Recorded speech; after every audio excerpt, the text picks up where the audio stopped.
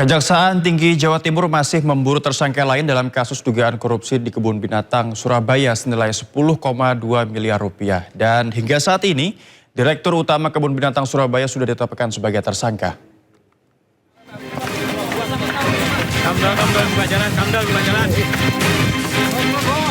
Usai menetapkan mantan Direktur Utama Kebun Binatang Surabaya, Khairul Anwar, sebagai tersangka dugaan korupsi dana operasional sebesar 10,2 miliar rupiah, penyidik Kejati Jawa Timur mulai memburu tersangka lain. Pengembangan kasus dilakukan dengan memeriksa saksi-saksi tambahan. Kejati Jatim menduga tersangka lebih dari satu orang. Apalagi dugaan korupsi dilakukan sudah sejak lama. Korupsi itu dimanapun tidak ada yang berdiri sendiri, pasti ada hal yang lain atau pihak lain. Jadi perkara ini masih terus kami dalami oleh penyidik. Pengumpulan alat bukti tentunya terus dilakukan untuk menjunjung tinggi asas praduga tak bersalah. Selanjutnya mengenai kemungkinan adanya keterlibatan dari pihak lain, tentu kami masih menunggu fakta dari hasil penyelidikan tim yang dalam ini kalau ditemukan adanya cukup bukti, maka tentu kami lakukan pengembangan. Kasus korupsi dana operasional KBS berhasil terungkap usai adanya laporan dari masyarakat pada tahun lalu. Mantan Direktur KBS periode 2016-2024, Khairul Anwar, diduga melakukan korupsi dana operasional senilai 10,2 miliar rupiah. Khairul Anwar diduga mempermainkan dana operasional seperti biaya pakan satwa hingga sarana dan prasarana di Kebun Binatang Surabaya. Dari Surabaya, Jawa Timur, Hari Tambayong, iNews melaporkan.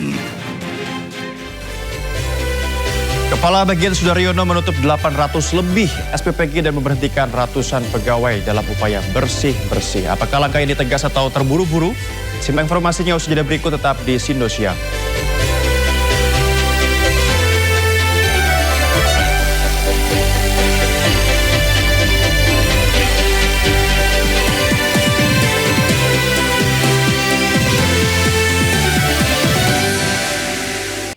Ya, keluarga Sutrimo di Banyumas, Jawa Tengah tidak akan menuntut pihak manapun terkait meninggalnya Sutrimo. Keluarga ikhlas menerima kepergian kepala keluarga mantan Jampitsus atau Sutrimo.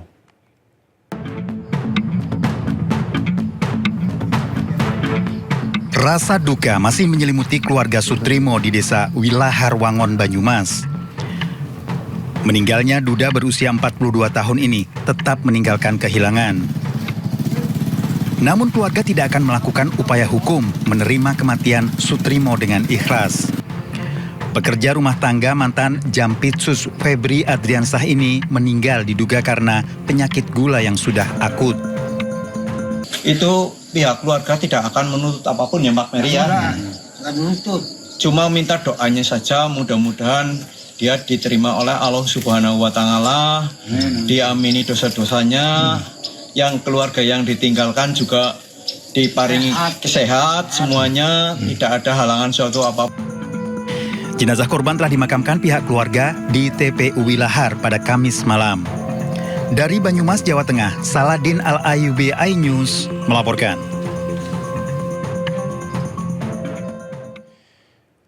Sebelumnya, Kepala Staf Rumah Tangga ex-Jampitsus Febri Adriansyah ditemukan tewas di sebuah klinik. Dalam informasi tersebut, Sutrimo meninggal dunia dengan kondisi mulut berbusa.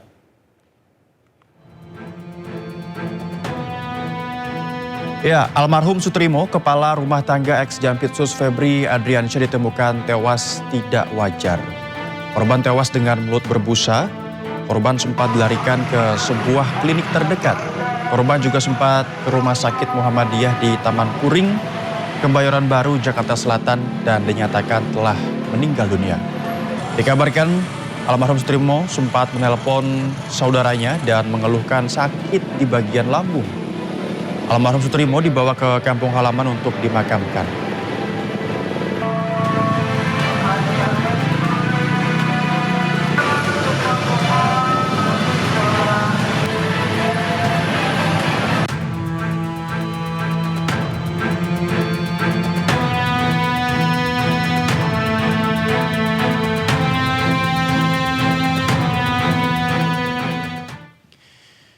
Dan untuk mengetahui perkembangan kasus meninggalnya Sutrimo, Kepala Rumah Tangga ex Jampitsus Febri Adriansyah ditemukan tewas tidak wajar, ada rekan Indira Utomo dan juru kamera Fihir Fauziah yang kini berada di Polda Metro Jaya. Selamat siang Indira, ada perkembangan apa saja terkait meninggalnya almarhum Sutrimo di sana? Ya, selamat siang Noval dan juga pemirsa. Memang untuk update terbaru dari meninggalnya Karungga ex Jampitsus Febri Adriansyah, kami selaku awak media yang stay di Polda Metro Jaya masih terus menunggu apakah ada informasi lebih lanjut, karena memang kemarin tim Puslapor ini baru melaksanakan tempat TKP untuk olah perkara seperti apa kasus ini terjadi di Klinik Morden Kebayoran Jakarta Selatan. Dan untuk olah TKP sendiri berlangsung sejak pukul 1 siang dan selesai pada pukul 2.15, dan usai pemeriksaan petugas memang terlihat membawa sejumlah barang, dan berdasarkan pandangan mata kami selaku awak media, barang-barang yang berhasil dibawa oleh penyidik ini berupa ada tikar, kemudian barang yang dimasukkan ke dalam plastik, dan juga ada kotak hitam. Dan awak media juga sempat bertanya begitu kepada penyidik apakah menemukan sisa ataupun tanda-tanda adanya racun begitu di Klinik Morden, dan dari pihak penyidik membantah hal tersebut. Adapun kami juga sempat bertanya mengenai sebenarnya barang apa saja yang ditemukan, namun dari pihak penyidik menyatakan nanti bahwa hasil olah TKP akan ada preskon tersendiri begitu yang nantinya akan dibeberkan langsung oleh Kabid Humas Polda Metro Jaya. Dan apabila kita melihat kondisi kliniknya sendiri memang sudah termasuk dalam klinik tua, karena berdasarkan informasi ataupun keterangan dari security terdekat mengatakan bahwa Klinik Morden ini terakhir beroperasi pada saat pandemi COVID-19. Dan Sutrimo ini sendiri dikatakan sebelumnya memang pernah bekerja juga di Klinik Morden kurang lebih 2 tahun dan pernah tinggal sehari-hari di Klinik Morden tersebut.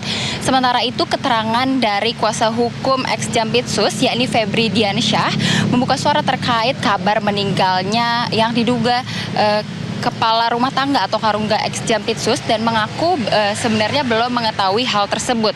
Dan ia menegaskan bahwa tim kuasa hukum saat ini sedang fokus pada penanganan perkara kliennya dan tidak ingin mencampuri karena sedang fokus pada penanganan perkara di Kejagung. Dan juga ia meminta publik untuk menunggu kejelasan lebih lanjut soal kematian Sutrimo nanti pada saat Polda Metro Jaya mengumumkan hasil olah TKP. Sementara itu Naufal. Terima kasih Indira Utomo dan juru kamera Fir melaporkan langsung dari Polda Metro Jaya. Selamat bertugas kembali. Pemirsa, bekas klinik kecantikan yang tidak terurus menjadi tempat almarhum Sutrimo, pria yang sehari-hari disebut mengabdi di rumah ex Jampitsus Febri Adriansyah, meregang nyawa. Meninggalnya almarhum Sutrimo yang misterius dengan mulut dipenuhi busa hanya berselang beberapa hari setelah bosnya terjerat kasus hukum yang penuh kegaduhan. Mungkinkah ini suatu kebetulan atau kematian Sutrimo merupakan pesan berantai di balik selubung kasus besar yang menjerat Febri Adriansyah? Berikut perbincangan Yudi Handoyo dengan kriminolog Untung Sumarwan. Iya, saya kira masih terlalu jauh juga sih, karena memang belum ada hasil pemeriksaan yang dipublikasikan gitu ya. Kita masih sebatas mengira-ngira. Kalau kita berpikir, katakanlah kita melihat dari perspektif awam, saya kira ya terlalu naif gitu ya. Kalau dibilang bahwa itu sebuah kebetulan gitu, karena kebetulannya terlalu kita kayaknya kok nggak percaya gitu kalau itu sebuah kebetulan gitu, nggak pernah terdengar apapun. Misalnya kalau kita lihat dari perspektif viktimologi kan kita harus lihat juga kondisi daripada korban, misalnya siapa ini korban gitu, apa pekerjaannya, terus kemudian aktivitasnya apa sehari-hari, itu kan pasti akan menimbulkan satu tanda tanya besar gitu kalau terus kemudian tiba-tiba bahwa ini sebuah kebetulan, dan kebetulannya ini menyangkut kematian gitu ya. Dan kematian kebetulan juga yang terkait atau mungkin orang yang dekat dengan sekarang orang yang menjadi bahan berita, istilahnya bahan berita yang sangat besar gitu.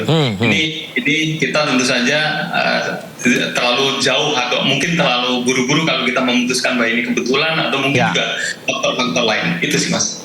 Baik, kalau ada beberapa petunjuk yang ya lagi-lagi kita tidak tahu ya Pak Untung ya, apakah ini kebetulan atau tidak. Mulut berbusa, kemudian ada cerita ke keluarga dia sakit lambung, kemudian dia datang ke klinik modern yang ternyata sudah lama tidak beroperasi. Nah, apakah petunjuk-petunjuk ini sebenarnya sudah menjadi pintu pembuka dari mengetahui sebenarnya? Ya, apalagi kalau kebetulan kok ya yang didatangi itu klinik, tapi klinik yang sudah lama tidak aktif gitu. Apa iya seorang yang mempunyai dalam tanda petik pengaruh ya, mengikut orang yang mempunyai pengaruh besar, kemudian dia mendatangi klinik yang kita belum tahu ya tempat tinggal beliau itu di mana gitu ya. Terus kemudian mendatangi klinik seperti klinik yang memang sudah tutup sendirian dalam kondisi yang barangkali ketika ditemukan dalam keadaan meninggal itu saya kira juga sudah parah gitu ya, mendatangi sendiri. Tapi terlepas dari itu kalau kita lihat kan sebenarnya kematian itu bisa dilihat dari beberapa hal gitu ya. Ada kematian yang sifatnya alami, ada kematian yang karena bunuh diri, ada kematian yang karena dibunuh, ada juga kematian yang karena kecelakaan gitu. Nah, kalau kita lihat dari kondisi korban, apakah ia kecelakaan, apakah itu alami, apakah itu juga dibunuh atau mungkin yang lain gitu ya. Kalau dilihat dari apa yang terjadi pada tubuh korban, mulutnya berbusa, tentu kecelakaan apa yang menyebabkan mulut berbusa gitu. Kalau alami, masa iya nggak ada latar belakang sehingga menjadi faktor menyebabkan mulutnya berbusa gitu ya.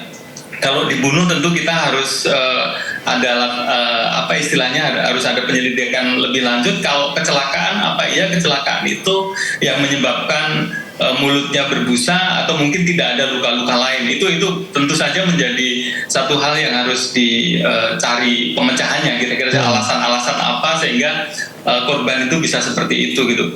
Tentu saja ada faktor-faktor lain penyebab sebelumnya gitu ya. Apakah itu memang tadi kalau disebutkan lambung, apa iya lambung itu efeknya sampai berbusa mulutnya gitu ya, atau mungkin faktor lain yang bisa diteliti lebih lanjut. Itu Mas.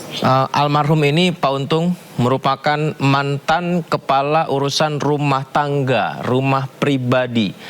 Ketika seseorang terlibat ataupun diduga terlibat dalam sebuah kasus, seberapa jauh seseorang yang pernah menjabat sebagai kepala urusan rumah tangga mengetahui dan bisa menjadi petunjuk untuk mengungkap kasus dari si pemilik rumah tersebut, Pak Untung? Ya, kita analogikan dengan contoh yang sederhana saja gitu ya. Ketika dia adalah kepala rumah tangga, katakanlah kepala rumah tangga artinya orang ya bukan kepala rumah tangga sebagai orang yang berumah tangga, tapi mengetahui lah. Iya, kira-kira seperti itu. Maka dia adalah orang yang tahu lalu lintas apapun yang ada di dalam, kira-kira seperti itu. Jadi saya kira banyak tahu tentang kondisi rumah itu, apakah yang keluar atau yang masuk gitu ya. Kita orang atau barang, benda atau mungkin yang non benda gitu ya. Saya kira itu menjadi bahan kajian tersendiri atau mungkin juga menjadi hal yang bisa diselidiki sejauh apa Pak Sutrimo ini bisa mengetahui dan sejauh mana dia berhubungan juga dengan orang yang mungkin keluar masuk atau mungkin juga barang yang keluar masuk. Saya kira itu hal yang menarik dan perlu dikaji. Jenguk ex Jampitsus Febri Adriansyah di rutan KPK, kuasa hukum tegaskan Febri tidak mendapat perlakuan khusus sebagai tahanan. Hari keempat ex Jampitsus Febri Adriansyah di rutan KPK mendapat kunjungan dari tim kuasa hukum Febri Diansyah. Kuasa hukum tegaskan kliennya dalam kondisi baik dan tidak mendapat perlakuan istimewa di dalam rutan KPK. Melalui kuasa hukum ex Jampitsus Febri Adriansyah juga meminta isu di publik jelas, termasuk soal kepemilikan dan sumber barang bukti sitaan yang jumlahnya fantastis. Menurut Febri, masih banyak wilayah abu-abu atau samar secara hukum yang harus bisa dibuktikan oleh penyidik. Jadi poin utamanya adalah ada begitu banyak wilayah yang abu-abu wilayah yang samar secara hukum saat ini yang belum clear.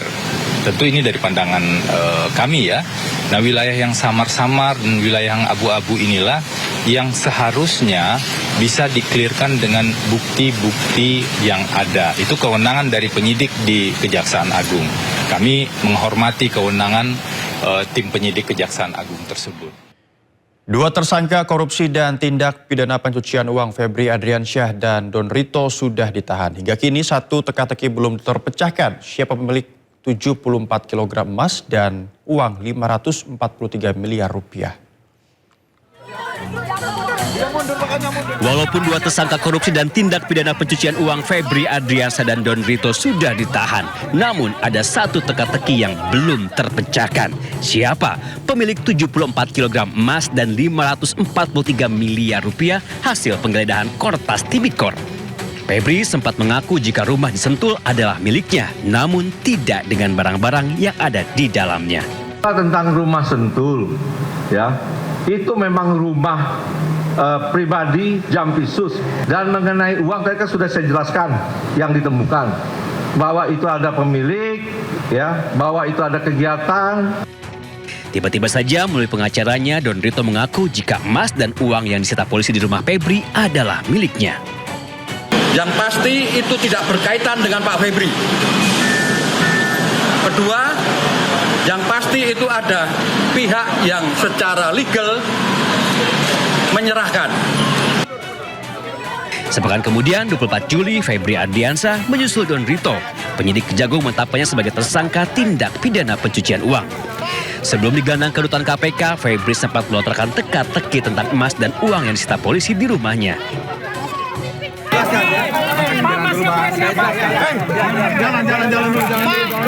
Biar jaksa penyidik ya. Ini masukkan ke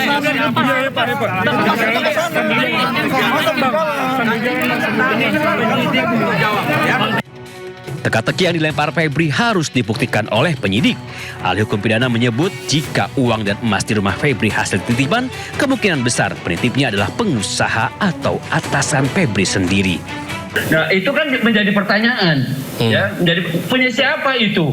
Ya, penyidik bisa membuktikan bahwa itu adalah miliknya. Dan kalaupun kemudian dia berargumen bahwa itu dia dititipin, nah pertanyaannya adalah siapa yang berani nitip ke dia? Kan kemungkinannya ada dua. Yang berhubungan secara struktural birokrasi gitu ya kan, artinya atasannya atau temennya satu-satu eselon sama-sama eselon 1 gitu ya kan, bisa seperti itu kan, atau orang lain yang punya hubungan bisnis dengan dia. Kini si pelempar teka-teki sudah dipenjara dengan tudingan tindak pidana pencucian uang atau TPPU. Sementara tim Sembar Kejagung tidak menjelaskan lebih detail kasus TPPU yang dilakukan mantan jaksanya itu. Tim Liputan iNews melaporkan.